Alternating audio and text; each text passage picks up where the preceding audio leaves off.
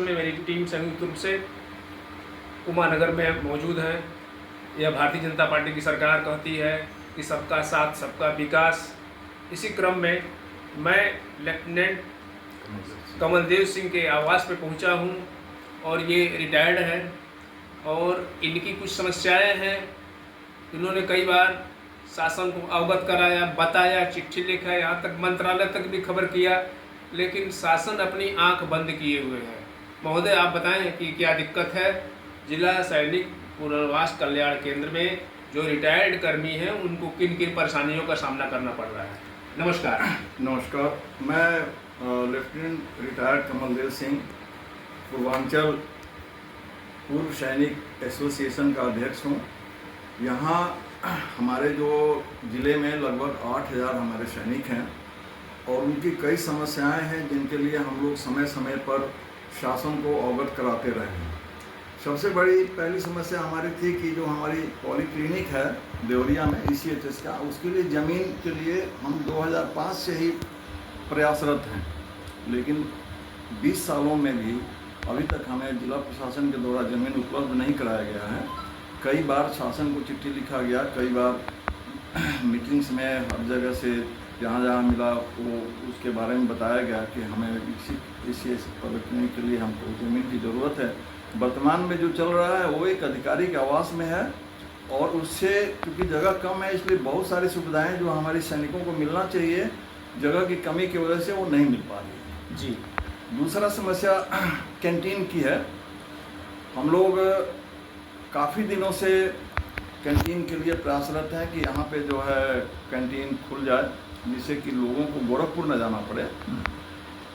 आज से 4 साल पहले आर्मी हेडक्वार्टर सेना मुख्यालय के KUNG ब्रांच ने कैंटीन यहाँ खोलने की स्वीकृति दी थी, सैंक्शन दिया था और गोरखपुर स्टेशन हेडक्वार्टर को कहा था कि यहाँ के कैंटीन का एक एक्सटेंशन काउंटर खोला जाए देवरिया में। इसके लिए ECHS पॉलीक्लिनिक के पीछे CHD कैंटीन को चलाने के लिए एक बिल्डिंग भी बन गई है जिसकी लागत लगभग 10 लाख रुपए आई है और कैंटीन के लिए जितनी भी ज़रूरत के हिसाब से फर्नीचर थे, रैक्स थे, चेयर, टेबल्स, सब कुछ खरीद दिया गया जिसकी कीमत भी लगभग 2 लाख का है और ये 4 साल से ये सारी चीज़ें वहाँ पड़ी हैं जिसके लिए कोई देख नहीं रहा है, कोई कुछ सुन नहीं रहा है। कैंटीन को वापस लाने के लिए हमारे संगठन 4-5 बार हम लोग मीटिंग किए हैं स्टेशन हेडक्वार्टर गोरखपुर के जो स्टेशन कमांडर हैं, लेकिन कोई हल नहीं निकला। सर, सैनिकों की सुविधा के लिए जो आप लड़ाई लड़ रहे हैं, जो शासन प्रशासन को अवगत करा रहे हैं, वो क्या क्या सुविधाएं आप सरकार से चाहते हैं सर, जो सैनिकों की सुविधा हो, जिसके लिए आप प्रयासरत हैं सर? हमें मूलतः 2 तरह की सुविधाएं चाहिए जी। एक तो जितने भी पूर्व सैनिक हैं वो एवं 60 ईयर्स के हैं या होने वाले हैं तो उनको स्वास्थ्य से संबंधित सुविधाएं मिलनी चाहिए जी। आकस्मिक बीमारी होती है तो वो कहाँ एडमिट होंगे, क्या होंगे, इसके ऊपर क्लियर होना चाहिए। जो अभी प्रेजेंट सिस्टम है उतना यूज टू नहीं है, सब लोगों के लिए समस्या हो रही है, इस पर होना चाहिए। दूसरा है कि जो हमारे कैंटीन की जो सुविधा है जी, वो सुविधा के लिए हम लोग हैं, हमने जो है स्टेशन हेडक्वार्टर गोरखपुर से लेकर के और chain in the command Allahabad, command headquarter Lucknow, chief of army headquarter Delhi, इस सबको हमने चिट्ठी लिखा है जी। और सबसे मांग की गई है कि भाई आप जल्दी से जल्दी हमारे यहाँ कैंटीन खोलने की वो करें, कृपा करें जी। हमने रक्षा मंत्री माननीय राजनाथ सिंह को भी चिट्ठी लिख करके उनसे मांग की है कि भाई हमारा जो है यहाँ पर कैंटीन जो कि आर्मी हेडक्वार्टर ने ऑलरेडी सैंक्शन किया है, कोई नए सैंक्शन नहीं करना है, उसके लिए बिल्डिंग बन गया, उसके लिए फर्नीचर आ गया, केवल आपको सामान देना था, दे करके यहाँ सेल करवानी है। दूसरा, कैंटीन मैनेजमेंट के लिए भी हम लोगों ने पॉइंट दिया था कि हमारे सीनियर 4-5 JCOs को करके आप एक कमेटी बना दीजिए जो वो लोग कैंटीन का संचालन करेंगे। इससे मैन पावर भी हम नहीं चाह रहे हैं कि आप आर्मी हमको या स्टेशन क्वार्टर हमको मैन पावर भी दे। हमारे पास 8,000 सैनिकों की जो है पूरा फोर्स है, जो हम इसको आसानी से मैनेज कर सकते हैं। जी उसकी कैलकुलेशन भी उनको बताया गया था आर्मी हेडक्वार्टर से कि हमारी पर डे कितनी सेल होगी, कितना क्या होगा, हर चीज़ सर, बताया। इन लोगों की तरफ से आपको क्या आश्वासन मिल रहा है? यहाँ के अधिकारियों से आश्वासन क्या मिल रहा है सर? हमें अधिकारियों की तरफ से कोई आश्वासन नहीं मिला है। कोई आश्वासन नहीं है।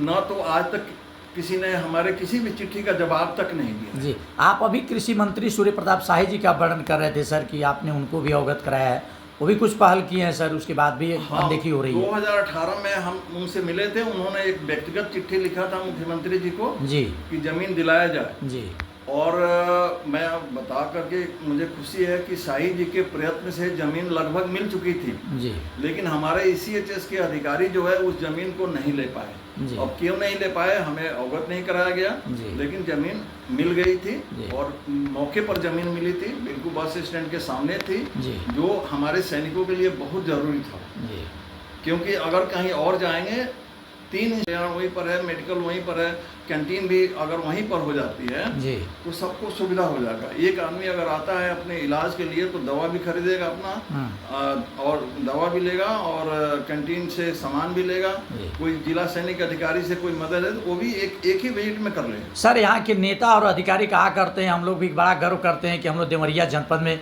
ये देवताओं की नगरी है, लेकिन देवताओं की नगरी में जो हमारे भारत देश की सुरक्षा करने वाले आप जैसे सैनिक हैं, उनकी उपेक्षा हो रही है। शेष लोगों के विषय में क्या कहना चाहेंगे सर? अभी तक तो जनप्रतिनिधियों से हमें निराशा हाथ लगी है। जी। जो वर्तमान में हमारे सांसद हैं देवरिया के, हमारा प्रतिनिधि मंडल जो है कई बार उनसे मिला है जी। और उन्होंने वादा किया था कि 6 महीने के अंदर आपको कैंटीन दिला दें, जी लेकिन आज 1.5 साल हो गया, कैंटीन के बारे में उन्होंने बात तक नहीं किया। जी जमीन के लिए भी बात उन्होंने ये किया था कि जमीन करेंगे, लेकिन अब तो जिला प्रशासन ने मना कर दिया कि जमीन हम नहीं दे पाएंगे। जी जो बाकी जनप्रतिनिधि हैं उनसे भी हम लोगों ने किया था संपर्क, लेकिन कोई पॉजिटिव रिस्पांस किसी की तरफ से कुछ नहीं। जी, तमाम अतिक्रमण यहाँ से जमीन को लेकर के जिलाधिकारी महोदया की तरफ से खाली कराए गए हैं भूमि, लेकिन आप लोगों की व्यवस्था नहीं कर पाना या कहीं ना कहीं दुर्भाग्यपूर्ण है इस देवरिया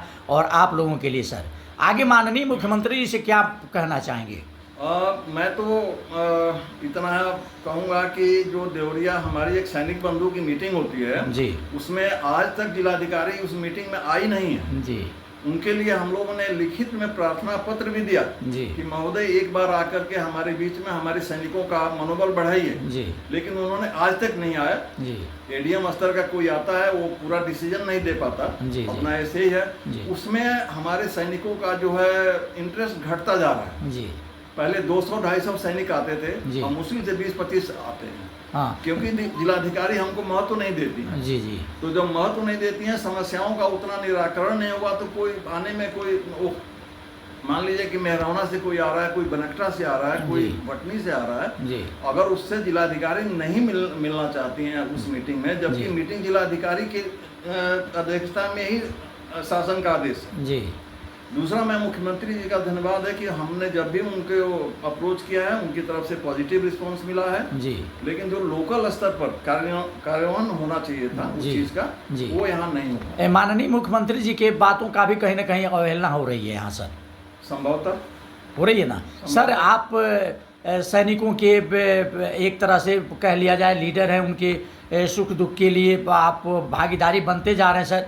देवरिया जनपद में कितने सैनिक होंगे सर जो हमारी सीमाओं की या हम लोगों की रक्षा करते हैं?